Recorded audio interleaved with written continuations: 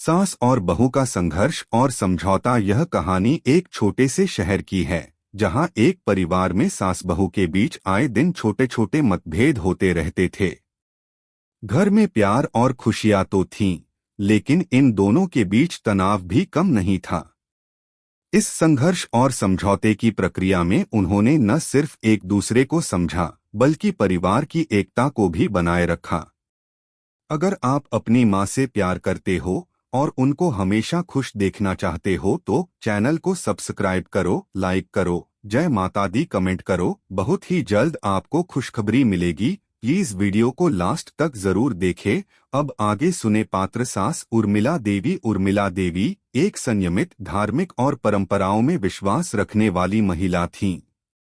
उम्र के इस पड़ाव पर उन्होंने घर गृहस्थी के हर पहलू को समझा और खुद को इन जटिलताओं में समाहित कर लिया था।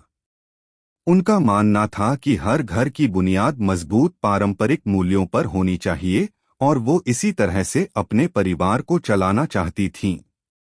बहू शारदा एक आधुनिक सोच रखने वाली महिला थी जो अपने जीवन को स्वतंत्रता और आराम से जीना चाहती थी। हालांकि वह परिवार और रिश्तों की अहमियत को समझती थी, लेकिन उसे यह लगता था कि सास के पुराने विचार कभी कभी उसे स्वतंत्र रूप से जीने में बाधा डालते थे। उसे यह कठिनाई महसूस होती कि सास के विचारों के कारण वह अपनी पूरी क्षमता का इस्तेमाल नहीं कर पा रही थी। संघर्ष की शुरुआत शारदा ने उर्मिला देवी से शादी के बाद से ही महसूस किया कि उनके बीच विचारों का अंतर है। उर्मिला देवी का मानना था कि घर में हर काम हाथ से किया जाना चाहिए, खाना बनाना, सफाई करना और परिवार के अन्य सभी कामों में भागीदारी निभाना।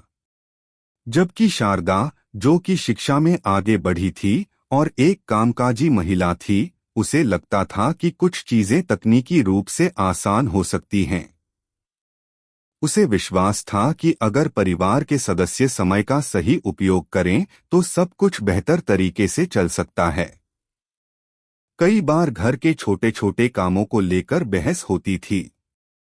एक दिन उर्मिला देवी ने शारदा से कहा, आजकल तुम बहुत जल्दी थक जाती हो। घर का काम हाथ से करने से ही मेहनत होती है जो शरीर को मजबूत बनाता है। इस पर शारदा ने जवाब दिया, माँ, अगर हम समय की बचत करें तो हमें और अधिक काम करने का मौका मिलेगा। और फिर जब सभी परिवार के लोग मिलकर काम करते हैं तो सब कुछ जल्दी खत्म हो जाता है। यह बहस अब दिनचर्या बन चुकी थी। कभी खाना बनाने को लेकर, कभी सफाई को लेकर और कभी बच्चों की परवरिश को लेकर।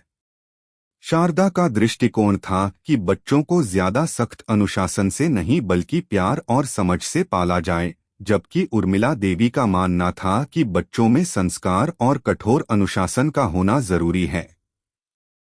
संघर्ष का मुख्य कारण यह सब एक दिन उस समय अपने चरम पर पहुंच गया जब उर्मिला देवी ने शारदा से कहा कि घर में बने पारंपरिक पकवानों के बारे में शारदा को और ज्यादा समझना चाहिए। उर्मिला देवी ने महसूस किया कि शारदा ने अब तक घर में पारंपरिक व्यंजन बनाने में कोई रुचि नहीं दिखाई और वह बाजार से बने बनाए भोजन लाकर खाती थी।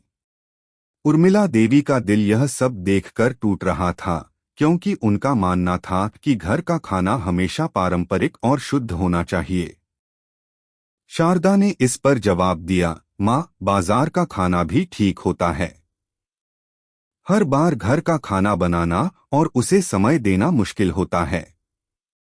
यह बातचीत ज्यादा तीव्र हो गई और दोनों के बीच एक बड़ा मतभेद पैदा हो गया।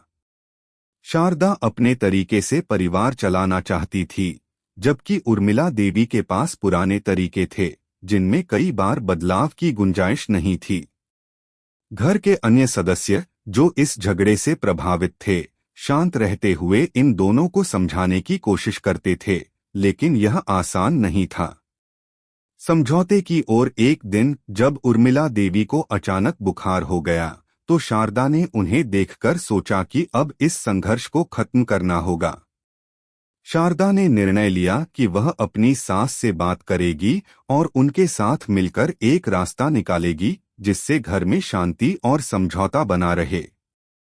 वह उर्मिला देवी के पास गई और बोली, माँ, मैं जानती हूँ कि हम दोनों के बीच बहुत मतभेद हैं, लेकिन मुझे लगता है कि हमें एक दूसरे के विचारों को समझकर एक रास्ता निकालना चाहिए। उर्मिला देवी ने कुछ देर सोचा और कहा, बिल्कुल शारदा, मैं भी जानती हूँ कि तुम्हारा दृष्टिकोण अलग है, लेकिन हम दोनों को एक दूसरे के विचारों का सम्मान करना चाहिए। इसके बाद दोनों ने मिलकर घर के कामों में एक समझौता किया। शारदा ने यह तय किया कि वह अधिक समय अपने परिवार के साथ बिताएगी और पारंपरिक पकवानों में भी हाथ आजमाएगी। वहीं उर्मिला देवी ने यह समझा कि बदलते समय में कुछ चीजों में लचीलापन होना चाहिए और कामों को आसान बनाने के लिए नई तकनीकों का उपयोग भी किया जा सकता है।